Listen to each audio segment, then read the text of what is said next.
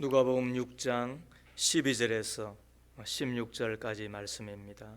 이때 예수께서 기도하시러 산으로 가사 밤이 새도록 하나님께 기도하시고 발금에 거제 아들을 부르사 그 중에서 12를 택하여 사도라 칭하셨으니 곧 베드로라고도 이름을 주신 시몬과 그의 동생 안드레와 야고보와 요한과 빌립과 바돌로메와 마테와 도마와 알페오의 아들 야고보와 셀롯이라는 시몬과 야고보의 아들 유다와 예수를 파는 자 될 가롯 유다라. 이는 하나님의 말씀입니다. 하나님 감사합니다. 아멘. 예수님의 발자취를 따라 6번째 이야기를 함께 나누기를 원합니다. 19세기가 끝나기 전 1896년 초여름 새벽에 33세 된 한 사나이가 자신이 살던 미국의 미시간주 자기의 집을 개조한 실험실에서 지난 몇 달간에 걸쳐 만든 자전거 바퀴에 자신이 직접 만든 2기통 휘발유 엔진을 장착하고 또 사륜마차에 차대를 얹은 괴물 자동차를 끌고 나와 거리를 달리기 시작을 했습니다. 성공적이었지요. 그는 이 자동차의 이름을 포드 1호라고 명명을 합니다. 이 역사적 발명에 대한 축하연이 열렸을 때 그는 인사말에서 앞으로 한 세기 내에 미국의 모든 집집마다 한 대씩의 차를 갖게 될 것이라고 말을 하지요. 사람들은 그 말을 들었을 때 농담으로 여겼다고 합니다. 그것이 어떻게 가능하겠느냐라고 물었을 때 그는 다시 대답하기를, 만일 우리가 대량 생산과 생산 기술 혁신을 이루어낸다면 한 세기가 다 필요 없을 거라고까지 이야기를 하였습니다. 이분이 바로 미국 포드 자동차 회사의 창업주였던 포드였습니다. 미국 디트로이트 포드 뮤지엄의 현관 입구에는 헨리 포드는 꿈을 꾸는 사람이었고 그와 함께한 사람은 믿음의 사람들이었다라고 적혀 있습니다. 우리는 그 꿈의 결과로 오늘 이곳에 오신 분들이 여럿 있는 줄로 압니다. 꿈을 꾸는 사람들이 많이 있습니다. 그러나 그 꿈은, 어떤 꿈은 개꿈이 있기도 하고 또 어떤 꿈은 비전이라고 하는 말 그대로 참된 꿈이 있기도 하지요. 개꿈과 달리 그럼 참된 꿈의 차이는 무엇이 될까요? 그것은 그 꿈으로 말미암아 나와 함께한 사람들이 혜택을 입느냐, 더 나아가 그 꿈을 이루기 위하여 내가 희생하고 또 내가 불편을 감수하느냐일 것입니다. 헨리 포드는 그런 의미에서 진정한 꿈의 사람이었다고 할 수 있습니다.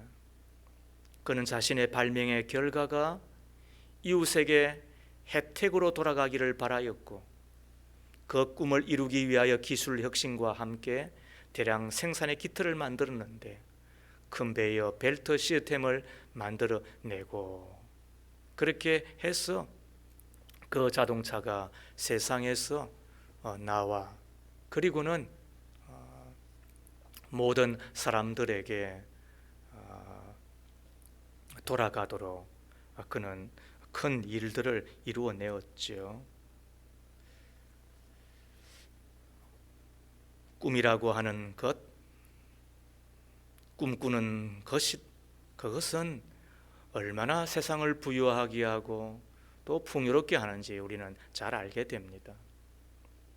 오늘 읽었던 우리는 본문에서 우리는 또 한 분의 꿈꾸는 사람을 보게 됩니다. 그분의 이름은 예수이시지요. 그분의 꿈은 하나님을 떠나 저주 가운데 있는 인생들이 당신을 통하여 하나님을 알고 하나님을 믿고 제4의 은총과 함께 하나님의 자녀가 되어 영생만이 아니라 영원한 천국을 선물로 얻는 것이었습니다. 이 땅 가운데서도 하나님을 아바 아버지라 부르며 천국의 삶을 살아가는 것을 꿈꾸는 분이셨습니다. 그 꿈으로 말미암아 우리가 오늘 이 자리에 나와 주의 얼굴을 배웠고 영광의 예배를 드리며 하나님과 함께하는 믿음의 가족이 다 된 것 아니겠습니까? 그 꿈꾸는 분으로 인하여 꿈꾸는 예수로 말미암아 우리도 예수의 사람이 되었다고 한다면 오늘 저는 우리 모두가 다 예수님의 제자로 어떻게 살아야 되는가, 이 이야기를 예수님의 발자취를 따라서 하나씩 배워 가기를 원합니다. 첫 번째, 예수님께서 제자들을 택하신 때가 언제인가 하는 것입니다.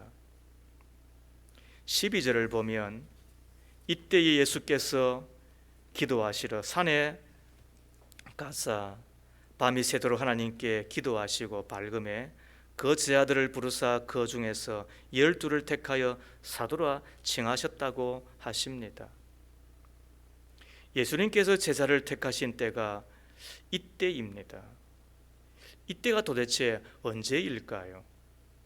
앞부분 11절을 읽어보면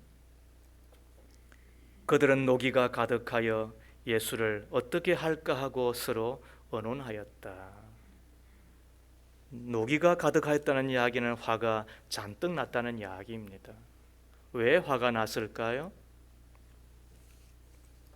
6절 이하에 보면 안식일을 범하는 예수님의 모습을 보고, 물론 그것은 범한 것이 아니었지만 아무튼 저들이 생각은 안식일을 범하는 예수님의 모습을 보고 예수님을 죽이려고까지 하였잖아요. 바로 그때 예수님이 하신 일이 뭐라고요? 12 제자를 택하는 것이었어요. 예수님도 잘못하면 그들에게 죽임을 당할까 봐 소위 패거리를 만든 것일까요? 만일 그렇다면 오늘 본문에 기록된 이런 하찮은 사람들이 아니라 힘께나 쓰는 칼잡이들을 불렀겠지요. 저는 이 부분을 보면서 우리에게 아주 중요한 부분을 시사한다라고 생각을 합니다. 그 중에 하나가 예수님께서 제자를 부르신 것은 이미 그 자체가 위험을 감수하여야 된다라는 뜻을 담고 있다고 봅니다. 예수님을 향하여 살기가 등등한 저들, 이미 예수님을 향하여 칼끝을 겨누며 십자가에 못 박기 위하여 시시각각 달려드는 바로 그 틈바구니 가운데서 예수님께서 하신 일이 무엇이라고요? 그것은 12 제자를 선택하시죠.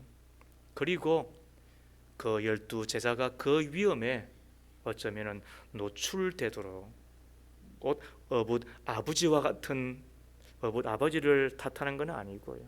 아무튼 그렇게 하는 거예요. 이것이 세상이며 이것이 믿음의 길이라고 하는 이야기를 하고 있는 것은 아닐까요?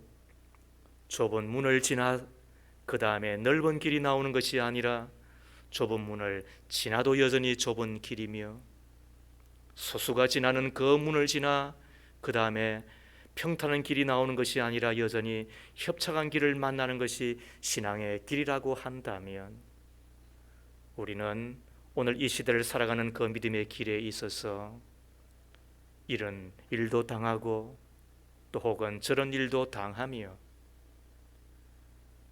예수님 때문에 복을 받고 예수님 때문에 덕을 받는 것도 있겠으나 그러나 그만큼 예수님 때문에 위험한 일도 있고 그 믿음 때문에 손해보는 일도 있고 예수님 때문에 이익이 안 되는 길도 있으며 예수님 때문에 사람이 떠나는 경우도 있고 예수님 때문에 비난받는 것도 있고 예수님 때문에 위험한 일을 겪어야 될 때가 있음을 우리가 안다고 한다면 어떻게 하여야 되나요? 그때 예수께서 12제자를 부르셨다고 한다면 그래서 믿음은 모든 사람의 것이 아니라고 이야기하시며 그리고 그 믿음을 위하여 우리 가운데 필요한 것이 인내라고 하셨음을 기억하셔야 될 것입니다. 내 뱃속에서 낳은 자식도 버릴 때가 간혹 있는 세상이에요. 하물며 내가 만나는 하나님의 사람들 그리고 내가 다니는 하나님의 교회에서 어떤 때는 왜 실망이 없겠어요? 어떤 때는 왜 내가 당황하는 일이 왜 없겠느냐는 거예요.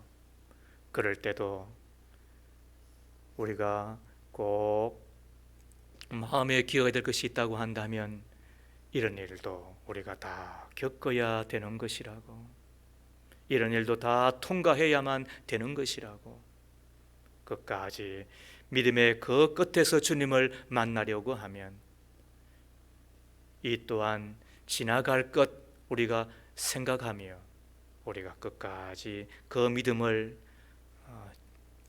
인내로 잘 겪어내셔야 되는 거예요. 그러면서 또 생각해 보는 거예요. 왜 예수님께서 바로 그때에 자기를 향하여 죽이려고 사람들이 달려드는 바로 그때에 12제자를 택하셨을까? 그게 믿음의 길이지만은 그러나 또 한편으로는 이런 뜻은 어떨까요? 그게 당신의 때가 얼마 남지 않았음을 기억하신 하나님의 그리고 예수님의 처방이셨다라고 하는 것은 어떠세요? 복음서의 3분의 2는 예수님의 십자가를 중심으로 한 사건으로만 기록이 되어 있어요. 그러므로 예수님의 초기 사역과 중기 사역은 많지 않아요. 오늘 이 누가복음 6장의 이 일도 어쩌면은 예수님의 공생에 많은 시간이 지나갔다고 보아도 틀리지 않아요. 그리고는 이제 당신의 때가 얼마 남지 않았음을 기억하시고 우리 예수님께서 하신 일이 무엇이라고요? 그것은 12제자를 선택하시는 거예요. 왜요? 그것은 당신의 꿈을 저들에게 이어주며 그리고 당신의 그 꿈이 12제자를 통하여 펼쳐지기를 바라였기 때문인 것이지요. 그리고 하나님의 아들 예수님의 그 꿈이 세상을 위한 가장 좋은 것이며 세상을 축복하는 것임을 아셨기 때문이었지요. 이 로이 아임스라고 하는 이가 제자를 삼는 기술이라고 하는 그 책에서 이런 이야기 하나를 소개하고 있어요. 부활성천하신 예수님을 만난 하늘의 천사들이 예수님께 물어요.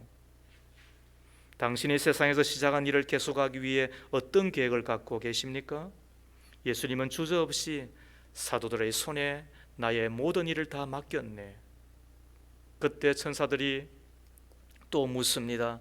만약 제자들이 실패라도 한다면 어떻게 하시겠습니까? 그때 예수님은 망설이지 않고 다른 계획이 없네라고 이야기를 했습니다. 다른 계획이 없었지만 그러나 다른 계획이 없이도 그 일이 성취가 되었습니다. 그지요? 바로 저들이 나가 세상을 축복하였습니다. 세상에 예수님을 증거하였습니다. 그리고 그것이 오늘 우리 시대 우리에게도 여전히 이어져서 오늘 우리가 된 것입니다. 사랑하는 여러분, 예수님의 꿈은 세상을 가장 위한 것입니다. 그리고 우리는 여기에서 배우는 것이 있다고 한다면 내가 예수님의 제자로 살아가는 것만큼 이 세상을 복되게 하는 것은 없습니다. 내가 예수님의 제자로 살아가는 것만큼 세상을 위하는 것도 없는 것입니다. 더 나아가 예수님처럼 12제자를 남기는 것처럼 우리도 예수님의 제자로 살아 또 한 사람 한 사람을 예수님의 제자로 남겨놓는 것만큼 내 가정을 축복하는 것도 없고 내가 교회를 축복하는 것도 없고 내가 무엇을 축복하는 것도 없습니다. 제가 예수님을 믿고 주의 종이 되기로 한 것은 24살 때였습니다. 그때 성경을 읽으면서 하나님, 제가 주의 종이 되겠사온데 이 땅에 가난한 사람들을 위해서 제가 살겠사오니, 그러면서 기도했던 것이 두 가지가 있습니다. 하나는 제가 정치를 하지 않겠습니다. 제가 24살에 그때 결심을 하였고 주님 앞에 기도를 드렸습니다. 또 하나는 저에게 12명을 주십시오. 그게 CCC에서 배운 것이었습니다. 학생 선교단체에서 12명의 제자를 키우면 그 12명이 다시 12명씩 144명이 될 것이고, 그리고 또 3세대 그리고 4세대 이어지면 수천 명의 하나님의 사람들이 이 땅의 누룩처럼 들불처럼 피어나 세상을 축복하지 않겠느냐. 바로 그 원리를 따라 하나님, 저에게 12명을 달라고 주님 앞에 기도하였습니다. 큰 목회는 못하였을지라도 그러나 이제 되돌아보면서 그 방법이 옳은 것이었구나, 하나님께서 그 일을 저에게 하라고 해 주셨구나 생각을 하며 감사하고 있는 것입니다. 예수님의 발자취를 따라 배우는 것입니다. 예수님의 제자가 되어서 이 땅을 살아가는 동안 우리가 어떻게 하여야 하는가? 위험 있음을 우리가 알고 어떤 때는 피하여야 되겠지만 뱀처럼 지혜롭게 또 비둘기처럼 순결하게 살아야 되겠지만, 그러나 그 믿음을 인내함으로 잘 지키시고 무엇보다도 예수님의 제자로 살아가는 것이야말로 예수님의 꿈이었고 그것이 세상을 복되게 하는 가장 좋은 기름을 안다고 한다면 묵묵하게 이 길을 걸어가십시다. 두 번째로 우리 예수님께서는 12제자를 택하시기 전에 하신 일이 무엇인가 하는 것을 생각해 보는 겁니다. 12절 말씀에 이때 예수께서 기도하시러 산으로 가사 밤이 새도록 하나님께 기도하시고 그랬습니다. 예수님께서 우리보다도 사람을 보는 눈이 없어서 기도하시되 밤이 새도록 기도하셨겠어요? 예수님만큼 기도가 필요 없는 분이 있었을까요? 그분은 하늘과 땅을 만드신 분이며 말씀 한마디로 천지를 창조하신 창조주 하나님 자체이신데도, 그럼에도 불구하고 왜 그분은 기도하되 밤이 새도록 철회하며 그렇게 애터지게 기도하셨을까요? 모든 일의 시작, 모든 일이 시작되기 전에 그분은 기도하셨음을 우리 가운데 본으로 발자취로 보여주신 것입니다.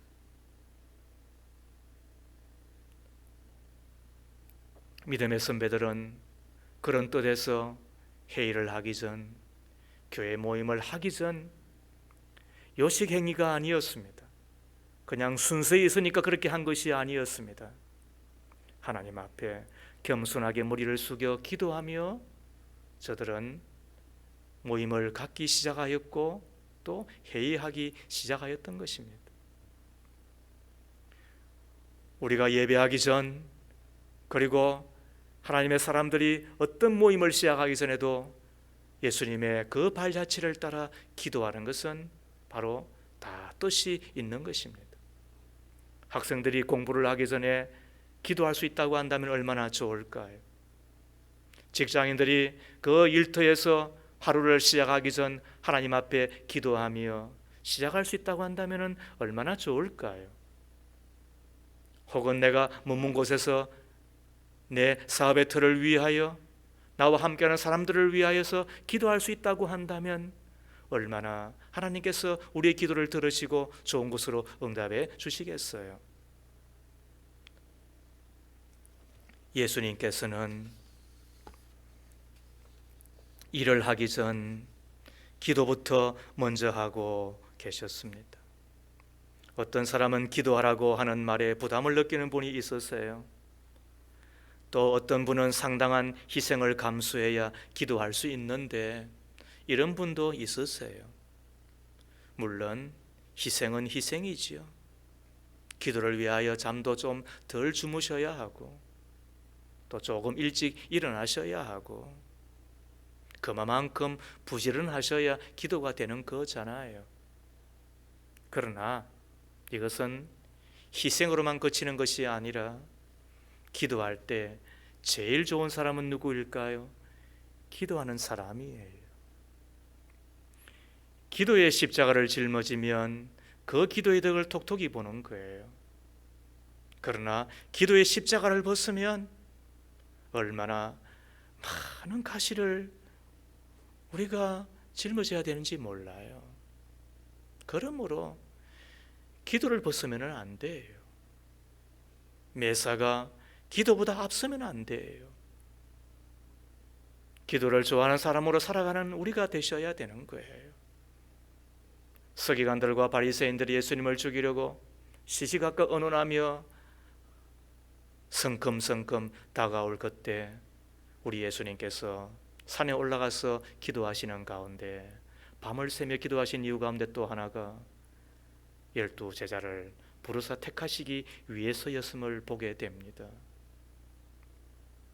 여러분은 이 일을 위하여 기도하고 계십니까? 성도가 아무나 만나서 함께 일하는 것, 함께 활동하는 만큼 위험한 것도 없어요. 자칫하면 사람을 잘못 만나서 하나님과의 관계마저 그르칠 때가 있는 거잖아요. 저는 사역을 하면서 참 괜찮은 사람인데 사람을 잘못 만나서 아까운 시간을 허비하며 낭비된 인생을 살아간 분들을 간혹 보세요. 처음은 참 좋았는데 왜 저렇게 변질되었을까를 보면 사람을 잘못 만나서 그런 거예요. 왜 저럴까? 왜 저럴까? 그렇게 머리가 갸우뚱해져요. 그런데 그 이면에는 사람을 잘못 만나서 그런 거예요. 그러므로 사람을 만나는 이것을 위하여서 기도하되 기도를 많이 하셔야 돼요. 우리 청년들은 하나님께서 일생을 동력할 동력자를 붙여주도록 위하여 기도하고 계시나요? 일전에도 2번 이야기했지만 저는 결혼을 위하여 기도하되 무려 7년을 기도하였다. 그 7년도 생각나면 기도하는 7년이 아니에요. 아침에 기도하고 저녁에 기도하고 그것도 쉬지 않는 기도를 무려 7년간을 했습니다. 그래서 제가 자매들한테 그러는 거예요. 3년 안 채우면 결혼하지 말라. 그렇게 희낙낙거리고 기도 없이 시작하면 평생 운다. 그리고 그런 3년 정도 눈물로 기도하면 평생 웃는다. 자, 평생 울래? 아니면 평생 웃을래? 뭐 이렇게 이야기하는데요. 여러분, 만남을 위해서 기도 많이 하셔야죠. 하나님께서 그 기도를 들으시고 응답하시고 그리하여 내 믿음과 내 영을 위하여서 도움이 되는 사람을 만나야 되잖아요. 이렇게 말하면 또 어떤 분은 이렇게 말을 할지도 몰라요. 예수님께서 그렇게 기도하셨음에도 불구하고 제자를 택하는데 12 가운데 하나는 실패했잖아요. 아무튼 그렇게 눈을 뜨고 성경 읽는 분들이 간혹 있으세요. 기도는 내가 원하는 것이 이루어지지 않는 것이지요. 그런데 기도는 하나님의 뜻이 이루어지는 것을 보는 거지요.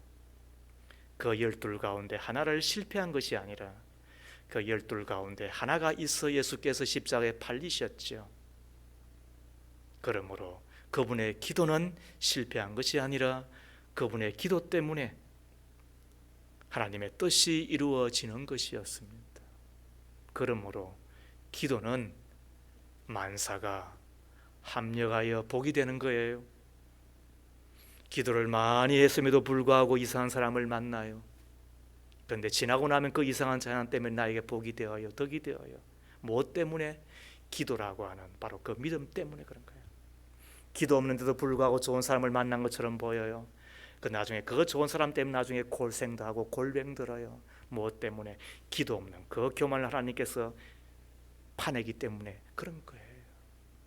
그러므로 기도는 만사가 형통하다고 말하고 싶지는 않아요.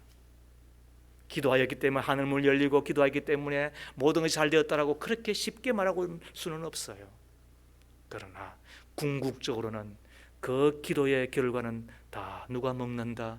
기도한 사람이 먹는다. 그러므로 뭐 해야 된다?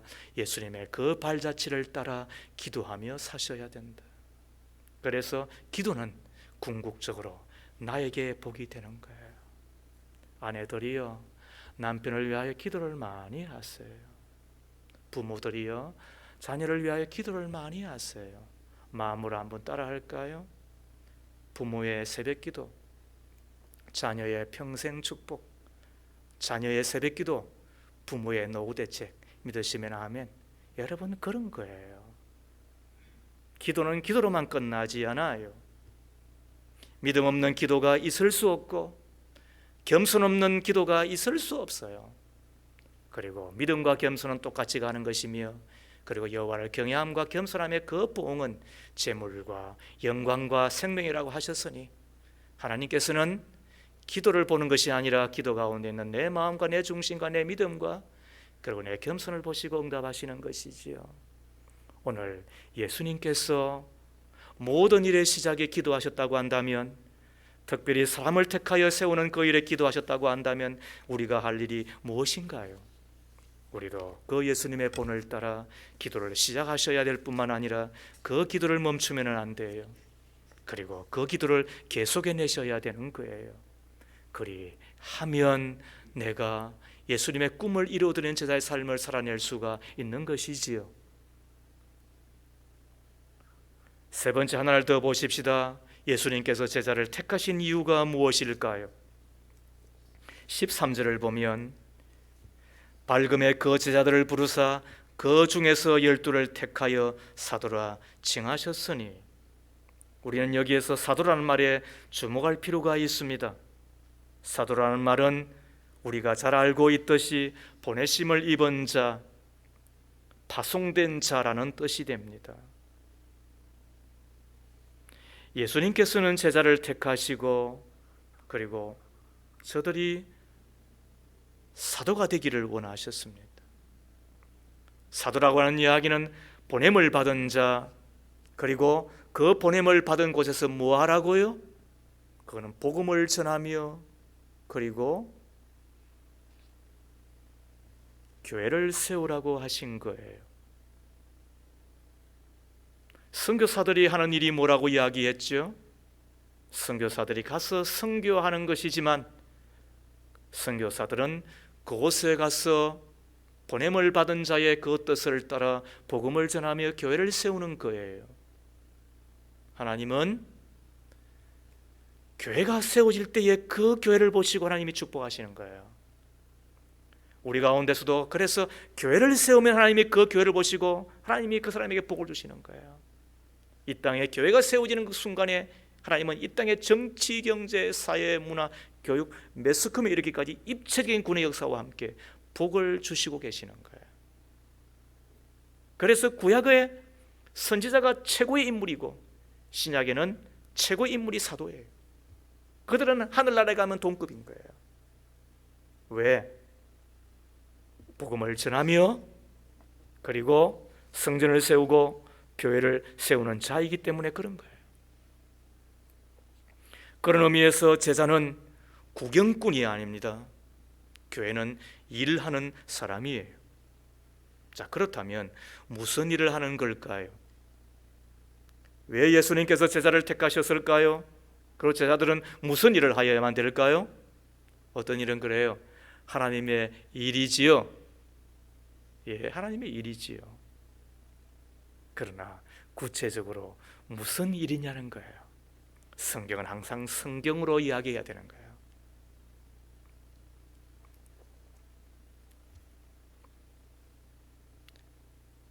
누가복음 6장 12절 이하 13절 14절과 평행기절이 마가복음 4장 14절 15절이에요.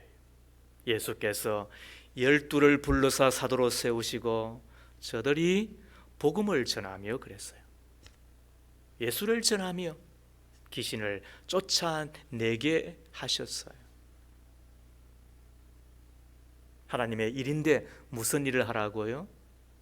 예수님께서 12를 부르신 이유가, 목적이 무엇이라고요? 예수를 전하며 그랬어요. 그리고 귀신을 쫓아내며. 저는 그것이 거의 같다고 보는 거예요. 예수님을 믿으면 그의 심령 가운데 있는 귀신이 한 길로 왔다 7길로 쫓겨나가는 거예요. 그러므로 예수의 이름이 얼마나 큰 이름인지 몰라요. 예수를 믿는 믿음이 얼마나 큰지 몰라요. 아담과 하와는 불순종으로 말미암아 죄에 빠지고, 그리고 그 죄와 함께 원수 마귀는 그 사람 심령 가운데 들어가 주인 노릇을 하는 거예요. 그래서 그 인생을 영원히 저주하며, 그리고는 죽음으로 위협하며 자기의 처소인 지옥으로 끌고 가버리는 거예요. 그게 사단의 일이며, 그리고 그 사람에게 있는 사단의 역할인 거예요. 그런데 예수가 전하여지면 어떤 일이 벌어집니까? 마귀가 떠나는 거예요. 왜? 한 집에 두 주인이 있을 수가 없기 때문에 그런 거예요. 그 일을 위하여 예수님께서 12제자를 부르신 거잖아요. 그리고 다시 이것을 마태복음 28장 19절 이하에 보면, 예수께서 나와 일러 가라사대 하늘과 땅의 모든 것을 내게 주셨으니 그러므로 너희는 가서 모든 족속으로 제자를 삼아 아버지와 아들과 성령의 이름으로 세례를 주고 내가 너에게 분부한 모든 것을 가르쳐 지키게 하라. 이것이 우리에게 당부한 하나님의 일인데, 사도들에게 예수님께서 부활 성천하시면서 주신 것이니까 이것을 우리는 지상 명령이라 그러잖아요. 사도들은 교회를 세우는 사람들이기 때문에 교회 사람들에게 주신 하나님의 명령이니까 우리의 일이잖아요. 여기에 보면 네 단어가 나와요. 가서 제자를 삼아 세례를 주고 가르쳐 지키게 하라. 그런데 이 네 단어 가운데 하나만이 주동사이고 나머지 세 단어는 분사라고 하는 그 주동사를 꾸미는 단어예요. 뭘까요? 가서 제자를 삼아 세례를 주고 가르쳐 지키게 하라. 뭘까요? 가르쳐 지키게 하라일까요? 아니, 여기서 주동사, 예수님께서 마지막 분부하시며 지상명령으로 나리신 하나님의 일의 주 뜻이 뭐냐면, 그거는 제자를 삼아라라는 거예요. 제자를 삼기 위하여 가고, 그리고는 예수님을 영접시키고 내가 네게 가르쳐 분부한 것을 다 지키게 하라. 그리하여 뭐하라? 제자를 삼으라라는 거예요. 이것 때문에 우리를 불렀다는 거예요. 다시 생각해 보세요. 제자는 뭐하는 사람이라고요? 배우는 사람이에요. 그리고 다시 전수하는 사람인 거예요. 뭘 배운다고요? 성경을 배운다고 이야기하는 분들이 있으신데, 물론 성경도 배워야 돼요. 그러나 성경을 배우는 게 아니에요. 성경도 배워야 되지만은 제자가 진짜 배워야 될 것이 뭐냐 하면, 그거는 예수님의 성품을 배우는 거예요. 그리고 예수님의 삶을 배우는 거예요. 뭘 통하여? 성경을 통하여. 그리고 그 배운 것을 어떻게 한다고요? 이제는 전수하는 거예요. 예수님의 그 성품을 전수하고 예수님의 그 삶을 전수해 주는 거예요. 그래서 학원에 가면 제자가 없는 거예요. 왜요? 그것은 그냥 돈 주고 배우는 것에 불과하니까. 그러나 제자는요, 배울 뿐만 아니라 그것을 통하여서 내가 닮아가고, 그리고는 다시 전수해주는 사람이 되는 거예요.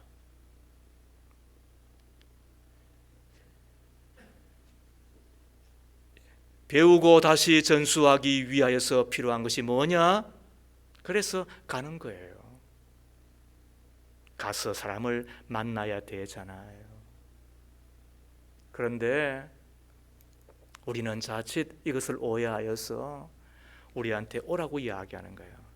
수고하고 무거운 짐진 자들아 다 내게로 오라. 그건 예수님의 이야기예요. 우리는 오라고 하는 게 아니에요. 여러분, 오라고 한들 저들이 오겠어요?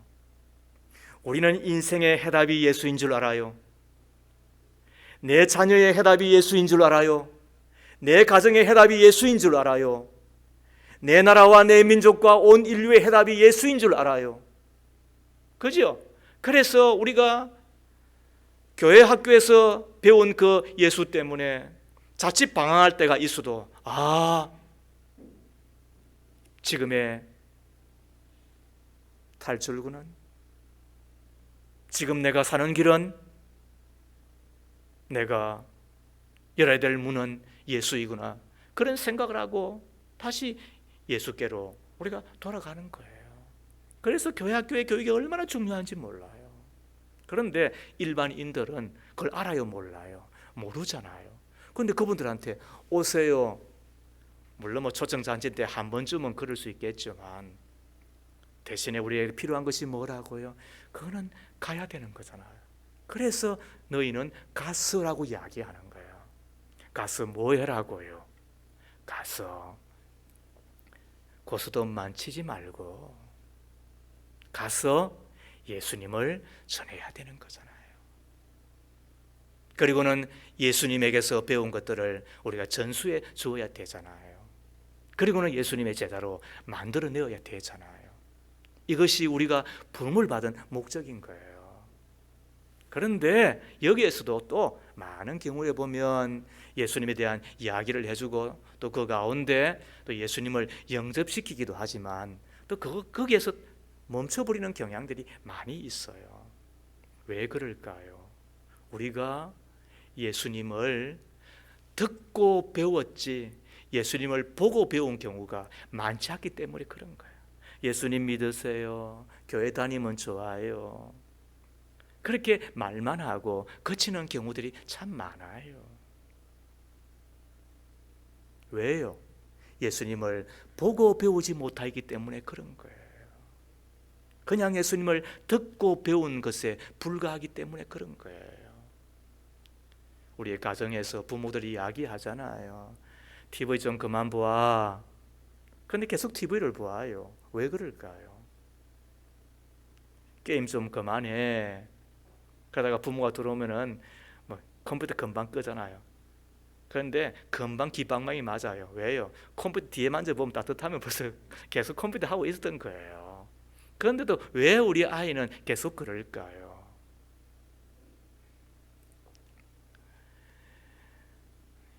내적 주의에 보면 이 부모의 세대 가운데서 음주를 하고 폭력을 하면 자식들이요 결심을 한다는 거야. 나는 커서 절대로 아빠처럼 또 간혹 엄마처럼 하지 않을 거야. 그런데요 나중에는요 다시 가정을 가지잖아요. 그러면은 또 술 먹고 또 폭력을 휘두르거나 또 거칠게 대한다는 거예요. 왜 그럴까요? 자녀들은 부모의 말을 듣고 배우는 자들이 아니라 부모의 뒷모습을 보고 배우는 자이기 때문에 그런 거예요. 우리가 진짜 예수를 배우기 위해서 필요한 게 뭘까요? 예수의 성품을 닮으며 그리고 다시 예수님의 그 일을 하면서 내가 제자를 낳기 위해서 필요한 것이 뭐라고요? 그것은 내가 예수님과 함께 머무는 거예요. 이를 위하여서 마가복음 4장 14절에 보면 예수께서 12를 불러서 나와 함께 있게 하시고 그랬다고요. 나는 포도나무여 너희는 가지니 저가 내 안에 내가 저 안에 있으면 이 사람 과실을 많이 맺나니 나를 떠나서 너희가 아무것도 할 수 없음이라고 이야기했잖아요. 우리는 화려한 꽃으로 부름을 받은 것이 아니라 30배, 60배, 100배의 결실을 맺기 위하여 우리가 부름을 받았는데 필요한 게 뭐라고? 열매를 맺기 위하여 끙끙 낑낑거리는 것이 아니라, 애씀이 아니에요. 가지가 원줄기에 붙어 있으면 저절로 열매가 맺혀지는 것처럼 우리가 원줄기 되시는 예수님에게 붙어 있으려고만 하더라도 어떻게 된다? 내가 열매가 맺혀지게 되는 거예요. 이를 위하여 우리는 세 가지라고 생각을 합니다. 첫째는 말씀과 기도 생활을 꾸준히 하거라는 거예요. 그게 주님과 함께 하는 것이고 붙어 있는 거예요. 성령께서 지적해 주실 때에 그 죄를 깨닫고 얼른 돌아서라. 그게 예수님과 함께 머무는 표예요. 더 나아가 주께서 우리 가운데 주시는 말씀이 있으면 하나라도 순종하거라. 그것이 예수님께 붙어 있는 것이고 열매 맺는 비결인 거예요. 그때 내 삶의 1번지 가운데서 예수의 제자가 태어나게 되겠죠. 그게 내 가정의 자녀예요. 그런 의미에서 제가 여러분들에게 묻습니다. 여러분들의 자녀는 안녕하십니까? 제가 한 번 더 여쭙습니다. 여러분들이 예수님의 자녀로, 그리고 예수님의 제자로 살아가는 여러분들의 가정의 자녀들은 안녕하십니까? 부모는 자식에게 가장 좋은 것을 물려주고 싶은 마음이 있다고 저는 개인적으로 믿어요. 그렇기 때문에 이 세상에서 가장 귀한 돈은 내 자식에게 어떻게 하든지 물려주고 싶어요. 그리고 돈이 되니까 학력도 물려주고 싶어 하는 거예요. 그 학력이 돈이 안 되면 아마 한국처럼 이렇게 교육은 하지 않을 거예요. 그렇다면 그 학력만큼이나 그리고 돈만큼이나 예수는 어떤 취급을 받나요? 그런 의미에서 다시 여쭙습니다. 내가 그렇게도 귀하게 여기는 그 예수, 그리고 주님과 함께하며 보고 배웠던 바로 그 예수를 내 삶의 1번지 내가 머문 그곳에서 여러분 전하여지며 그들이 나를 보고 다시 예수를 믿으며 예수님의 제자가 되고 있는 것입니까? 예수께서 제 아들을 부르신 이유가 무엇이라고요? 바로 구경꾼이 아니라 일하는 자로, 그 일도 그냥의 일이 아니라 뭐라고요? 전도하며 귀신을 쫓아내는 것이었는데, 예수님의 마지막 지상명령에 의하면 그것은 예수님의 제자를 만들어내는 것이라고. 이를 위하여 오늘 주께서 기도하시며 12자를 부르셨고, 그리고 위험이 있음에도 불구하고 그 모든 위험을 능히 감당할 만큼 가치 있고, 그리고 보람될 뿐만 아니라 세상을 축복하는 것이라고 우리에게 일러주고 있다고 한다면 우리는 어떤 일에 집중하며 살아가야 되는 것이겠습니까?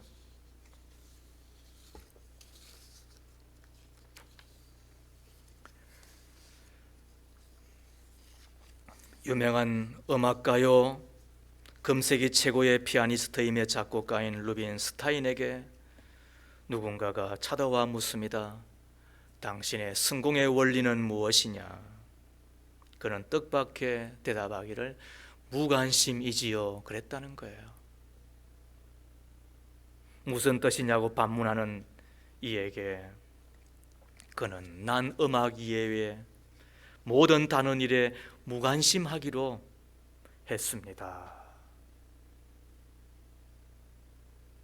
오직 예수, 그 예수에만 집중하며 그 예수님의 그 꿈을 바라보며 살아가야 될 우리들이지 않습니까? 예수님이 이 땅에 오신 목적은 한마디로 영혼을 구원하여 제자 삼는 것입니다. 내가 예수님을 믿어 제 사명천과 함께 예수님의 제자로 살아가는 것만큼 더 복된 것도 없고 내가 머문 것을 축복하는 것도 없는 것입니다.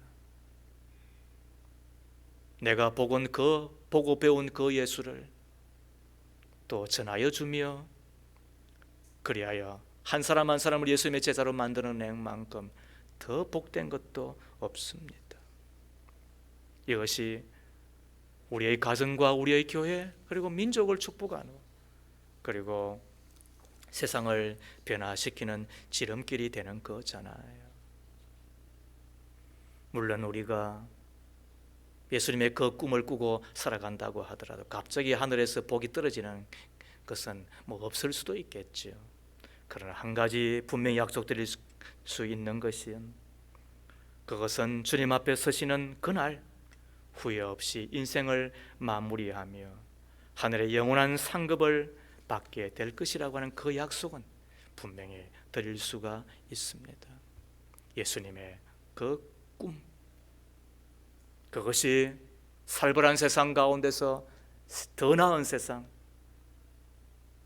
그리고 더 좋은 세상을 만드는 길임을 아셨기 때문에 기도하시며 12제자를 세우시고 그들을 파송하셨다고 한 사실을 기억하며 우리도 더 나은 세상을 바라보며 그리고 좋은 동력자와 함께 이 길을 걸어갈 뿐만 아니라 제자된 나가 내 가정을 복음화하며 내 자녀들을 축복하며 내가 만난 사람 내 민족아 예수님의 제자가 되는 그날까지 한 걸음 한 걸음 뚜벅뚜벅 걸어가 아름다운 열매를 맺어가는 저 여러분 다 되어지기를 주의 이름으로 축복합니다.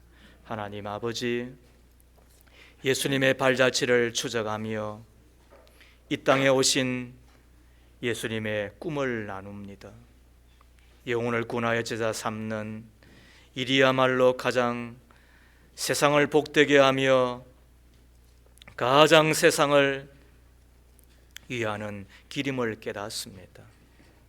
은을 사랑한 자는 은으로 만족하지 못하고 풍요를 사랑한 자는 소득으로 만족하지 아니한다고 주께서 말씀하셨음에도 세상은 여전히 은과 풍요를 얻으면 행복하고 낙원이 될 것이라는 헛된 희망 가운데 살아가는데, 세상을 향하여 사람들을 향하여 예수님만이 길이요 진리요 생명일 뿐만 아니라 인생의 해답임을 전하며 그리고 예수님의 제자를 삼는 일에 우리가 집중하며 살아갈 수 있도록 우리의 믿음을 도우실 뿐만 아니라 우리도 예수님의 제자가 되어 살아가게 하옵소서. 예수님 이름으로 기도합니다. 아멘.